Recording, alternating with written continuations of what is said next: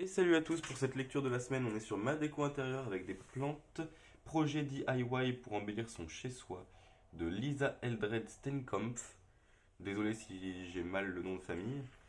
C'est un petit livre, alors assez grand en dimension mais assez petit en termes de pages avec assez peu de lecture, qui se divise en plusieurs parties. Introduction, prendre soin de ses plantes et ensuite des projets DIY. Je trouve qu'il est bien illustré, toujours en photo.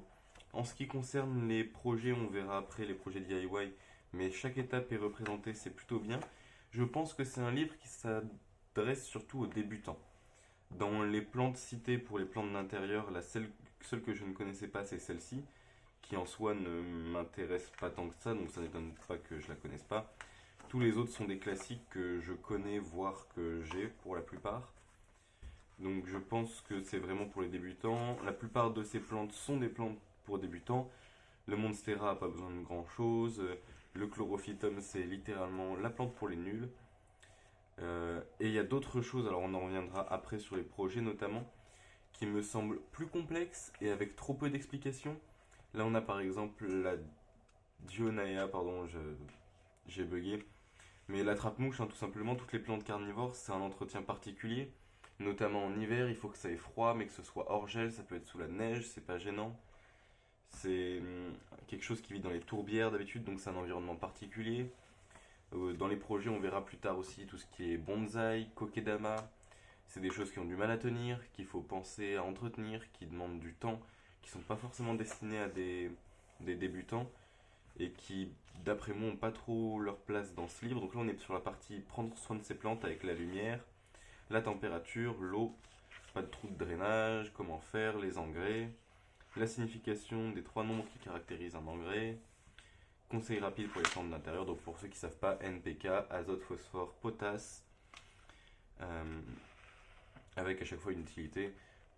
Alors de mémoire, azote pour la partie aérienne, phosphore pour la partie racinaire, potasse pour la floraison.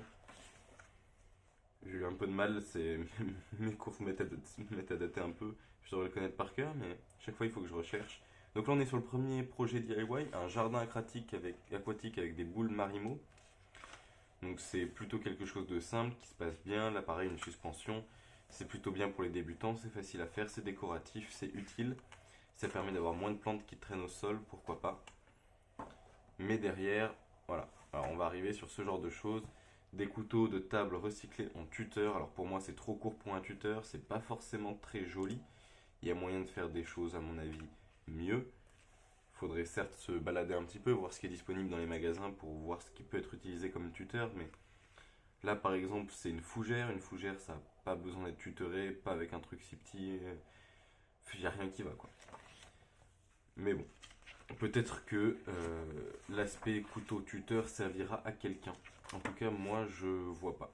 En tant qu'horticulteur, je vois pas à quoi elle pourrait me servir. Suspension pour plantes mobiles, ça peut être sympa.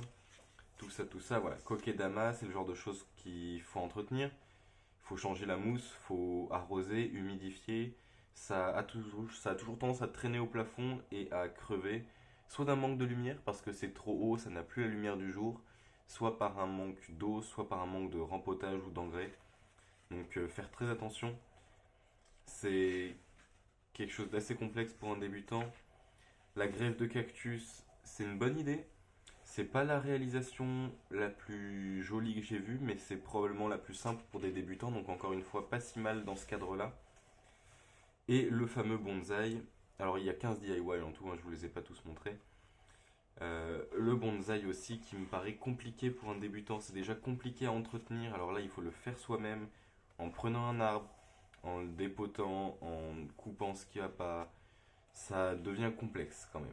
Le bonsaï ça reste complexe, c'est un petit peu les défauts que j'ai, c'est-à-dire que tout est fait pour que ça s'adresse à des débutants, mais il y a quand même des choses qui vont pas pour les débutants, voire qui sont pas si bien que ça. Alors là, ils disent multiplication des plantes par strate aérienne. On pourrait dire tout simplement marcotage aérien, hein, c'est plus simple, mais bon. Et méthode avec un cure-dent, j'ai jamais vu du tout. Moi, je le fais au greffoir. Donc c'est assez simple, hein, c'est-à-dire qu'on prend la branche, si j'arrive à ouvrir mon greffoir, On va venir faire une entaille en forme de cercle autour de la branche, en haut et en bas, à l'endroit où on va mettre notre petit sachet de terre, donc d'ici à ici par exemple, là à là. On va venir faire un trait le long, séparer l'écorce et le mettre sans l'écorce, comme ça va raciner tout autour. Là le souci c'est que vous aurez qu'un seul point de racinement, et donc si vous avez un problème ici, que ce soit de la pourriture, une attaque de ravageur, quoi que ce soit, vous pouvez perdre votre seule racine et votre plante. Bouturage par feuille ou par rameau, ça marche essentiellement avec les succulentes et avec les bégonias. Mais c'est bien d'y penser, c'est quelque chose dont on ne parle pas souvent. Donc il faut savoir que sur les bégonias ça marche, les peperomias, certains en tout cas ça marche aussi. Mais les bégonias, quasiment tous, et la plupart des rouges, les rouges ça marche à quasiment 100%. Pour ce qui est des rameaux en revanche, donc c'est une tige concrètement, une tige avec des feuilles. C'est facile, vous coupez une tige quelques millimètres en dessous d'un nœud, 4-5 millimètres en dessous d'un nœud. Ici on peut voir des nœuds par exemple, un nœud, deux nœuds, trois nœuds, je vais montrer comme ça, voilà, un ici, un là, un là. Donc je vais venir couper par exemple ici, pour garder ce nœud là. Je vais en garder deux ou trois, avec si possible une feuille ou deux, mais pas grand chose. Il faut éviter la transpiration de la plante, et la plante transpire généralement par les feuilles.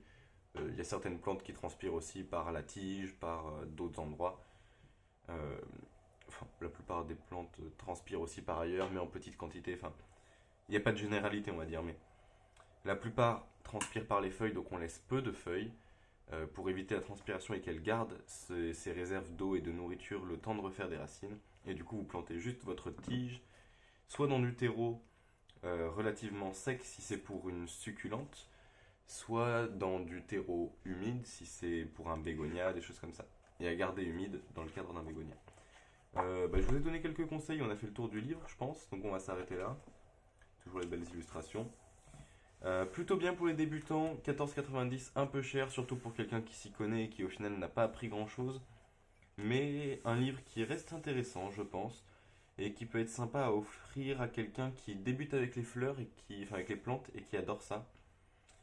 Parce que du coup, tout tourne autour, hein. Là, il y a des exemples des DIY qui font, donc ça, c'est un des trucs de suspension qu'ils font. Là, le truc de Marimo. Celui-ci est dans le livre aussi. Pardon. Celui-ci aussi, Kokedama est lié, le bonsaï est lié. Celui-là, c'est le même que derrière. Je pense qu'on a fait le tour. Merci à tous et bonne journée.